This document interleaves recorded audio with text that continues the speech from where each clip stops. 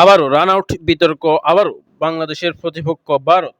সাম্প্রতিক সময়ে ভারত বাংলাদেশ ম্যাচ মানেই যেন নতুন এক উত্তেজনা, নতুন নতুন বিতর্ক। ভারত বাংলাদেশ ম্যাচে আম্পায়ারিং নিয়ে বিতর্ক যেন থামছেই না। সেই একই প্রতিপক্ষ ভারত আবারও রান আউট নিয়ে বিতর্ক। এবার এই ঘটনা ঘটেছে টি-20 বিশ্বকাপে ভারত বাংলাদেশের প্রস্তুতি ম্যাচে। তানভীর ইসলামের করা পঞ্চম বলে এগিয়ে এসে মারতে যান রবীন্দ্র জাদেজা, কিন্তু সেই বল মিস করে স্টাম্পিংয়ের ফাঁদে পড়েন রবীন্দ্র জাদেজা। টিভি রিপ্লেতে স্পষ্ট দেখা যায় জাদেজায় আউট ছিলেন, কিন্তু থার্ড আম্পায়ার দিলেন নট আউট। একই ঘটনা 2018 এশিয়া কাপের ফাইনালে ঘটেছিল। তখন ক্রিজে ছিলেন লিটন কুমার দাস। এগিয়ে এসে খেলতে গিয়ে স্ট্যাম্পিং হন লিটন দাস, কিন্তু সেখানে লিটন দাসকে আউট দেওয়া হয়। স্ক্রিনে থাকা প্রথম ছবিতে দেখা যাচ্ছে আজকের লিটনের স্ট্যাম্পিংয়ে অন দ্য লাইনে থাকায় বেনিফিট অফ ডাউটে batter Ravindra Jadeja not out. স্ক্রিনে থাকা দ্বিতীয় ছবিটা 2018 সালের।